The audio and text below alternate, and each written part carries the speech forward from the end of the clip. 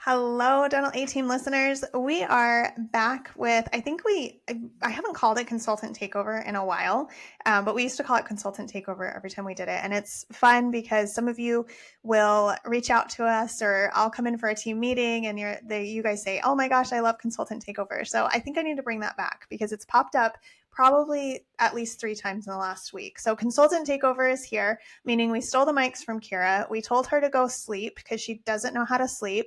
Take a freaking break, and we will bust out some podcasts because I don't know if you guys know this or not, but she does way too many podcasts for one human being. But I don't know, Trish, she's like 3 people in one body.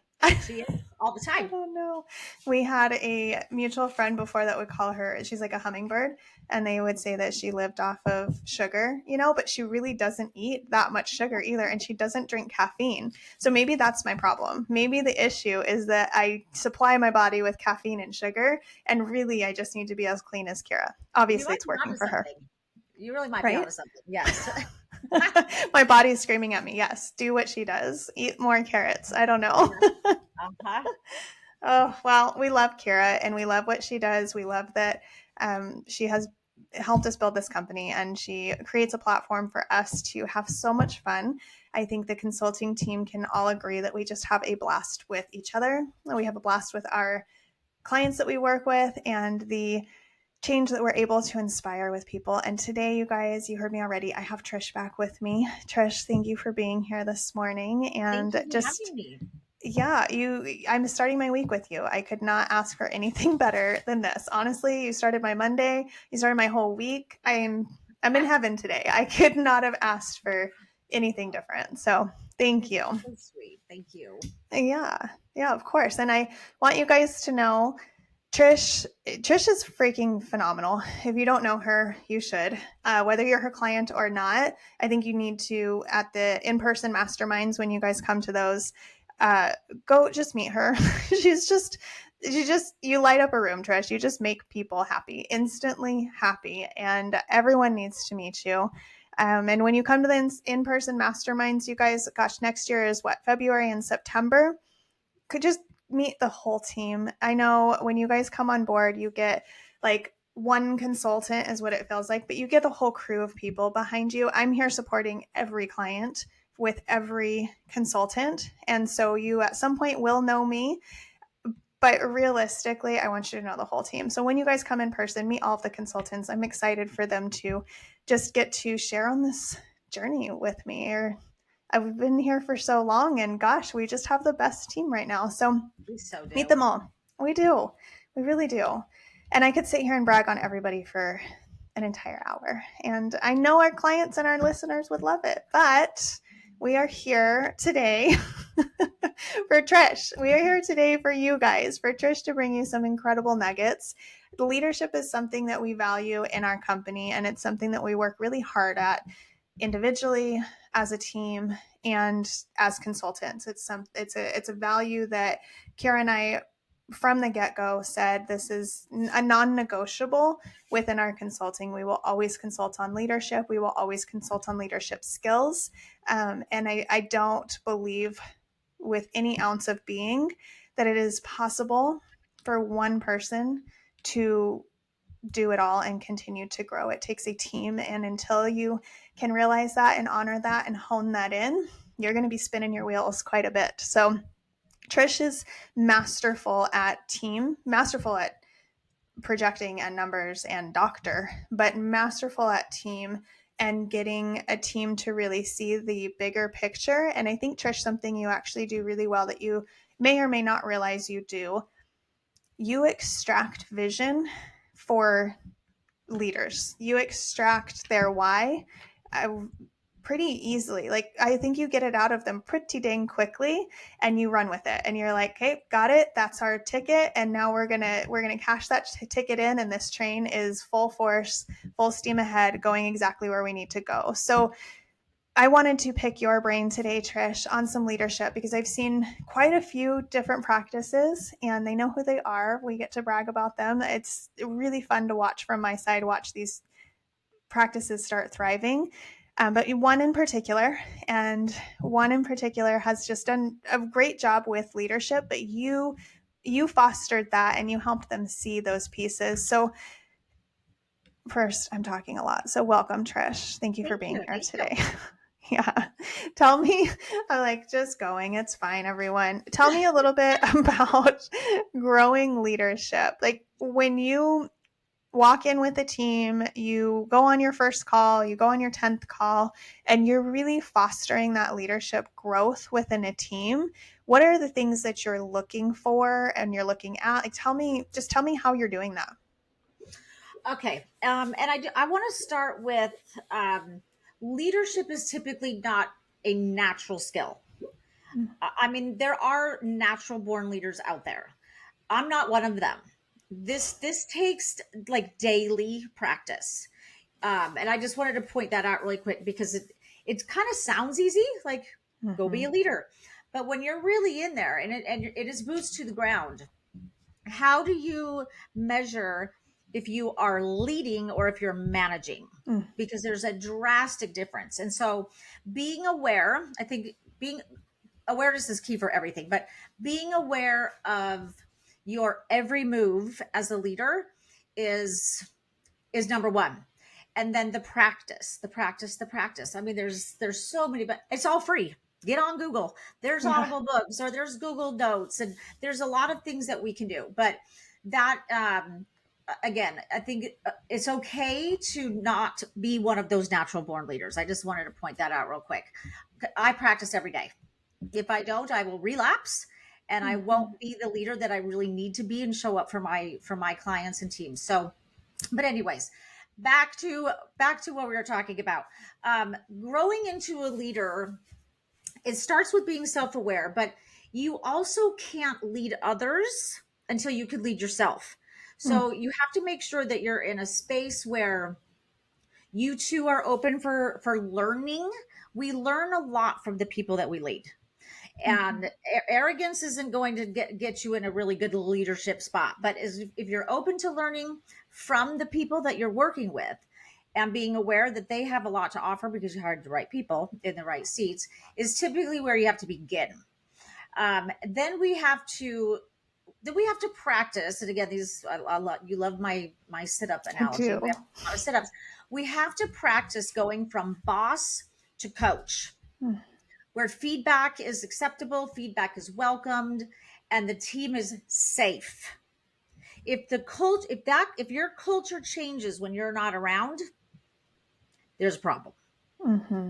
So again, that's just another key piece. So before you just jump into leadership, there has to be some prep work done prior. Then this practice that I'm referencing right now. It's a pretty big team. There's a lot of people in there. One leader can successfully manage about 4 to 5 people.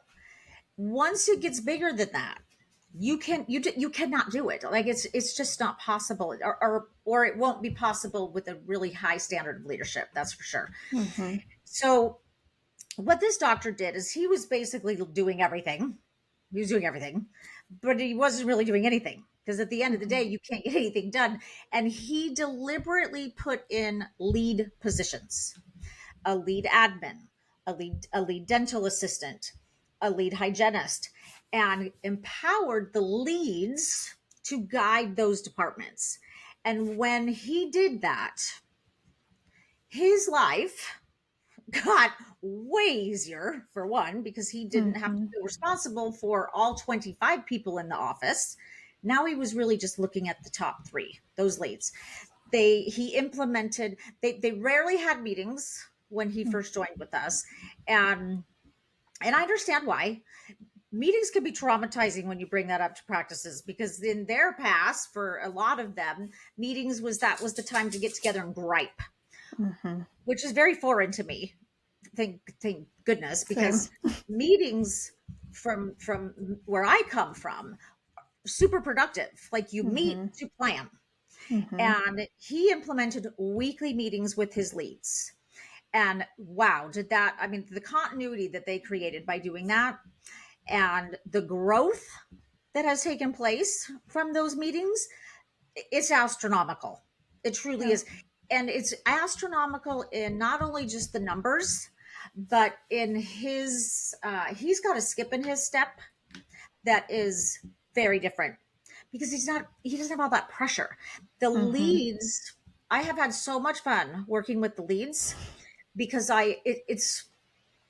it's very, again, rewarding. It's rewarding to be able to offer, say, we'll go with the dental assistant, give the dental assistant talking points, like what's working really well in your department and where are the challenges, and taking those challenges, typically about 3 at a time. They don't have a whole lot more than that, but take those top 3 challenges, hone in on just those top 3, ensure that we can coach those leads, the tool, give them, coach them and give them the tools that they also need to Mm-hmm. become the empowering leaders that their team needs.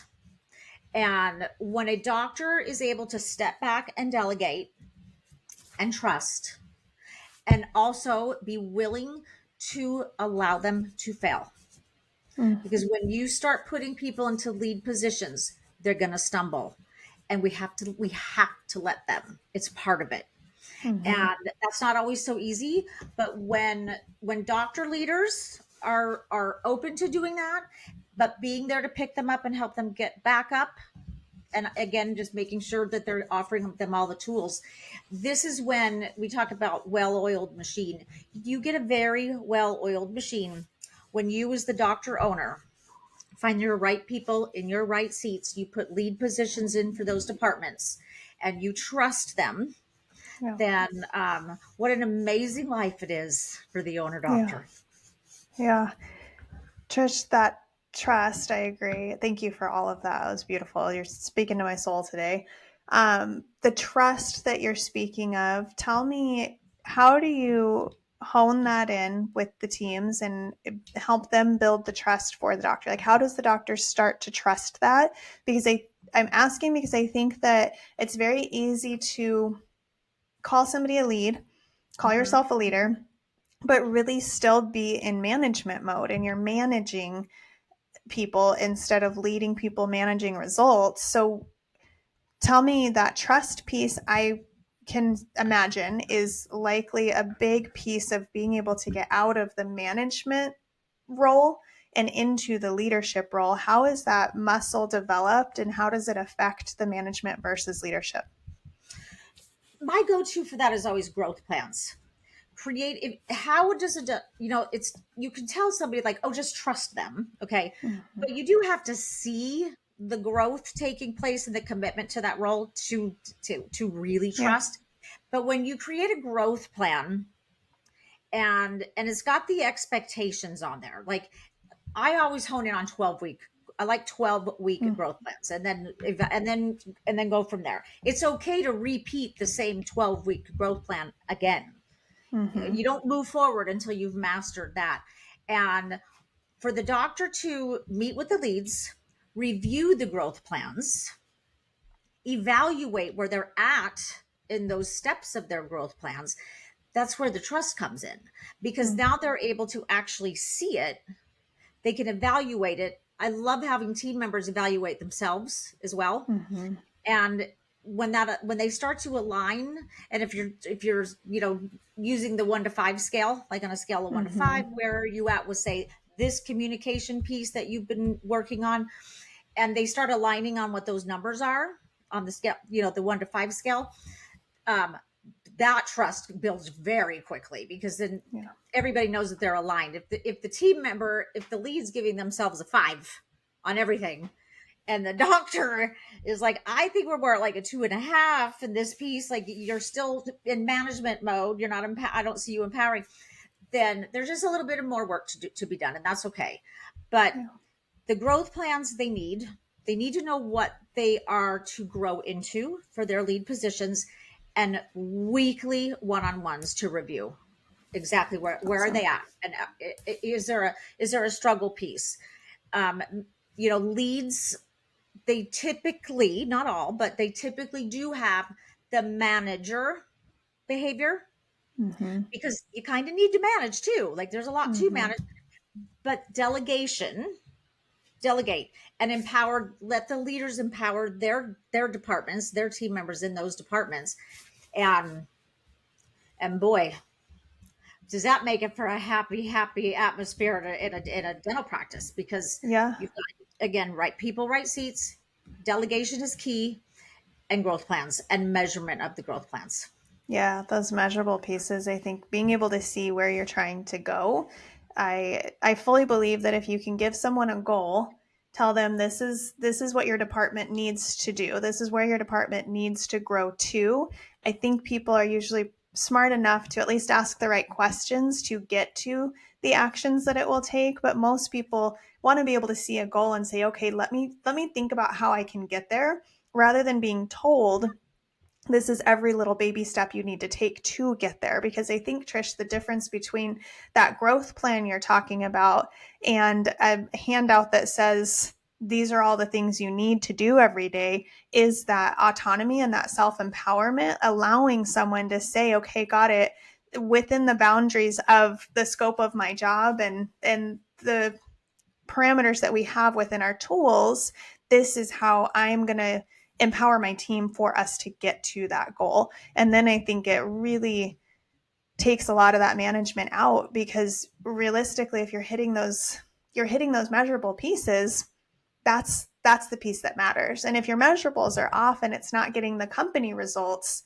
that you needed, that's for you to then take a look at and figure out where do you need to switch your measurements to get the results. If they're hitting the results, that's where I think, Trish, we can go from managing the people to managing the results and empowering and leading the people. Big time. Yeah. One of the best leaders, I learned so much from a prior leader and mentor. And I was so confused when I was going through this phase in my career, because he would never give me an answer. I would go to him with a challenge, and he would never give me the answer. And what I didn't realize what was happening is he was leading me. He was leader next level, and he was leading me to accomplish finding the answer on my own. But he was Yeah. leading me, and he was leading me by questions. He was leading me by, like, taking an onion and unpeeling it with me. And I would get frustrated sometimes, because I'm like, I came to you because I have this very challenging question. Can you just answer it? It didn't Mm-hmm. matter how busy he was, he would stop. And I mean, sometimes it could be up to 10 minutes ish. And he was leading me to finding the solution on my own. Yeah. And after a little bit of time, I recognized what I was doing, and I was like, Yeah. oh my gosh, this was his plan all along. He literally led me to do this, and I did it. And I did Yeah. it all by myself. Yeah. And you get a little bit rewired there, and then you do start to do more on your own and more. Mm-hmm. And then you also find and discover that you can go to your leader. You're not, if you have a question, it's not going to get answered, Yeah. so you might as well do it yourself. And that is the most empowering feeling for a person, for me, Yeah. to feel proud of yourself and to feel empowered because you did something on your own with the tools on how at least to find the Mm-hmm. resources. um, that makes an incredible culture. Yeah. And then I think that probably is the same leader. But that goes back to the beginning of today's podcast when you said that a good leader isn't afraid for them to fail, for the people to fail. It's really about the journey of Yeah. them learning the processes and learning how to accomplish the goals. And sometimes we are going to fail, and we've got to be able to pick ourselves back up again and try again. I know there's a Simon Sinek. I listen to him a lot, I love and him. I love him. I listen to him a lot. And recently I've listened to 2 different podcast recordings with him, and he tells the story of he was working at a different company. It wasn't one of his companies, but he was put into a position where he was supposed to get this deck ready for this presentation, and it was supposed to be on what the senior leaders had already created. And he created I'm probably botching it, but he created something different, right? And they used that deck in the presentation because they just were like, okay, done. You did it. We're going to use it. they lost the deal. They didn't win the client, and his boss gave him a massive promotion. It wasn't about the client, it was about the initiative. It was so cool. And it wasn't about the client, it wasn't about the win, it wasn't about the sale or the failure. It was about the initiative that he had taken to try. And he says it created it spiraled so much for him, and everything he teaches is based on his own experiences of what he's done and how leadership has helped shape him. So it's just a really cool story, and I think a great reminder to all of us that failure is just a word. Like it's just a word we place on something that happened, and there's not a lot in this world that can be bad enough that it's not okay to fail every now and again. So I love that you mentioned that. Trish, before we give them like some implementables here, what are your thoughts on seniority when it comes to choosing leaders? I know I have a lot of practices that are like, well, this gal's been here for 20 years and this one's only been here for 6 months. And I think that this one that's been here 6 months has the qualities I want, but this one's been here for 20 years. So what are your thoughts there? And I ask this knowing that we have doctors and teams that listen, because I think it's really important for everyone to hear your answer here. Such a sensitive topic. It's so sensitive. And I understand. I really truly do understand. And it's a very difficult decision for the doctor as well. Doing the exercise right people, right seats is very telling. And for an owner doctor that joins us, they learn about the business pretty darn quickly with us, the actual business pieces. And the magical thing that happens with the empowering of the doctors here for us is giving them the tools to walk through that exercise, right people, right seats.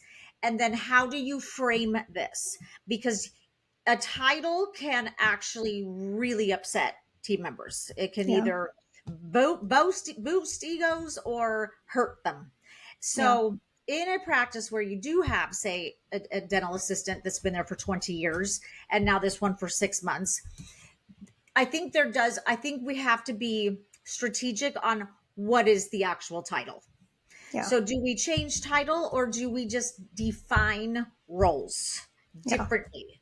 Their actual roles, like you do this, you do that, because you can create the lead by the role and not the title. Titles can be super dangerous in situations like that. So this is where you're firm in principle, meaning my principle is I want leads in these departments. Flexible in procedure, meaning do I really need to label and title this person? If I do, could that potentially harm this very, very committed and dedicated and loyal employee of 20 years? We do not want to do that. That could demotivate somebody very quickly. So just by giving them their job responsibilities, and this 6-monther over here, her responsibilities are just more in a lead. She's got more of the lead responsibilities. And if that 20-year employee isn't the right person for the lead, then her responsibilities can still empower her because we know she can do those. She can do them. And with that, I can imagine then that we're looking at really highlighting what they're great at, and not just, creating a position for people is one thing, but highlighting the reason why you're in that position.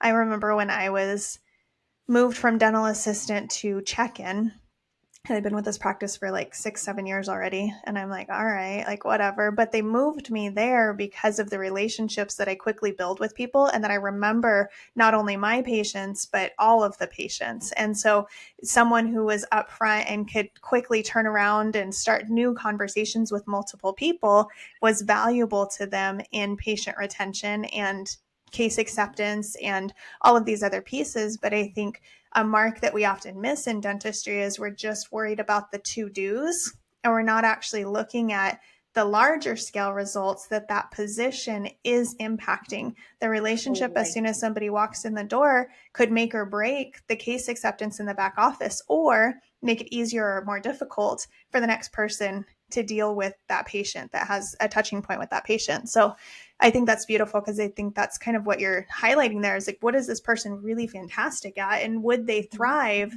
in the other position? At that time in my career, had they moved me to an office management position or any other kind of lead position, I would have failed. Even though I had been there for 6 years or however long I had been there, it wouldn't have been a fit for me at that time.